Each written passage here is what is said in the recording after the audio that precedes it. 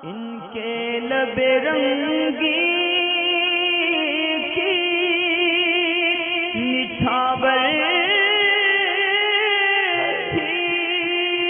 कि जिसने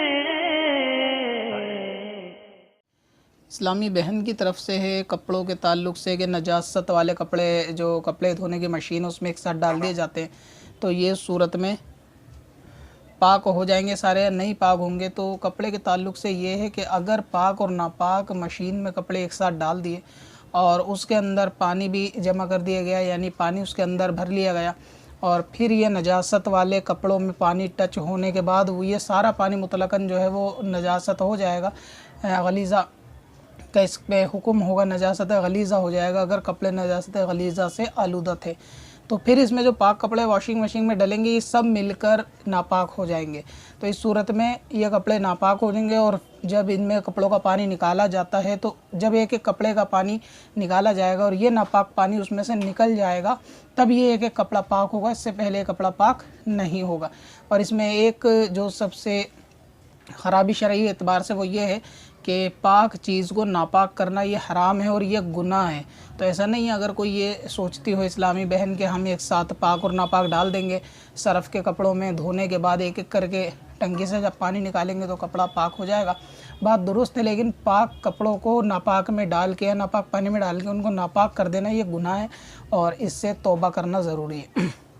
तो इसमें चाहिए ये कि जो कपड़ा नजास्त गलीज़ा कहोगे, मालूम हो कि ये कपड़ा नापाक है, उस कपड़े को पहले सादे पानी से उस नापाकी की जगह को धोकर पाक कर लिया जाए। और एक इसके अंदर आवाम ये समझती है कि जो कपड़ा नापाक हो जाता है वो पूरा कपड़ा नापाक होता है, ऐसा नहीं है। बल्कि जिस जगह वो गंदगी लगेगी सिर्फ़ वो जगह कपड़े की नापाक होती है, बाकी पूरा कपड़ा पाक होता है। तो इसको पाक करने का तरीका सबसे आसान है। मिसाल के तौर पे अगर किसी मर्द को एहतलाम हुआ और उसके पैंट या शलवार के ऊपर उसके असरात हैं, तो अब उसको मशीन में डालने से बेहतर है कि उस मर्द को भी खुद चाहिए कि सबसे पहले जब वो गौसल करे तो उस कपड़े को उतनी जगह को धोकर, शलवार वगैरह को धोकर पाक कर ले और पाक करने के बाद उसे मैले कपड़ों में डाल दे। क्योंकि ख़वातीन को इस मामले में ज़्यादा इल्म होता नहीं है, तो वो उठा के पाक कपड़े नापाक कपड़े वॉशिंग मशीन में एक साथ भरे और सर्फ डाला, पानी डाला, उसे घुमा दिया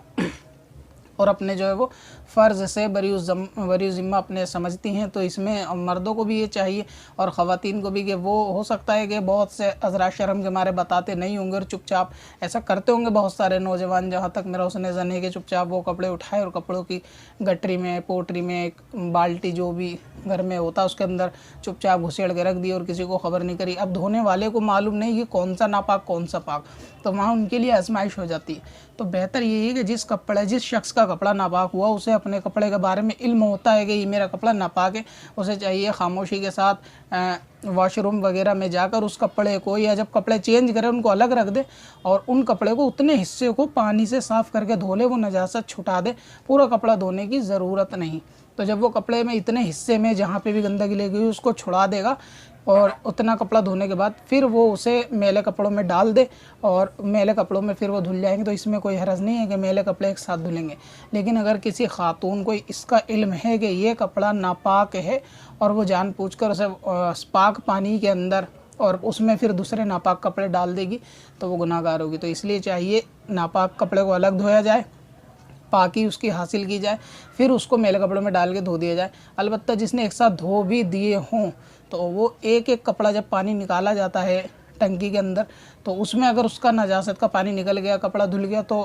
गरज वो तब भी पाक हो जाएगा। लेकिन ये कि इसमें गुनाह का अंदेशा रहेगा और ऐसे लिबास में नमाज भी पढ़ना जायज़ है, इसमें कोई शरई एतबार से किसी तरीके कोई कबात नहीं। पत्थर में हसन लाले पुरनवार